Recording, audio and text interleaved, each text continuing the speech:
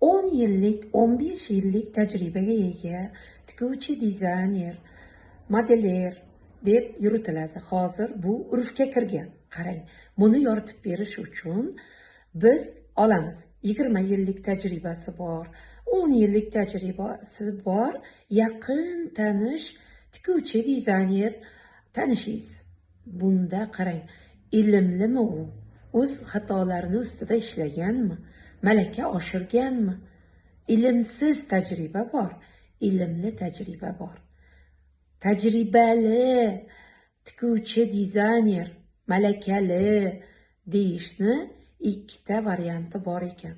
Qarang, ilmli tajribali, ilmsiz tajribali ikki turga bo'linadi ekan. 20 yil, 15 yil, 26 yil aytilaveradi, lekin 26 yil o'taveradi. Qarang, ilmsiz bo'lib, o'zini ilmini mustahkamlamay, malaka oshirmay, o'z ustida ishlamay, sir sinoatini o'rganmay, xatolarini to'g'irlamay, malakasi oshaveradi. Ya'ni tajribasi 26 yil o'tib ketaveradi yoki 20 yil o'tib ketaveradi. U 20 yilni ilmsiz bosib kelgan bo'lishi mumkin yoki ilmli bosib kelgan bo'lishi mumkin. Endi xulosa o'zingizdan. Tikuvchi o'zini ustida, xatolarini ustida ishlasa, uni narxi qanday bo'ladi?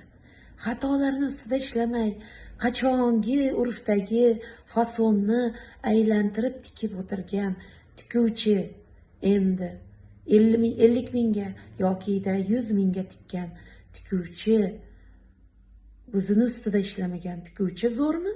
Yoki o'zini ustida ishlab, sizni libosingizni xatolarsiz, choki toza, fasoni yangi tikib bergan dizaynerga borib 2 barobar narx bergan siz uchun afzalmi? Kommentariyada qoldiring, izohlarni kutaman. Sog' bo'ling.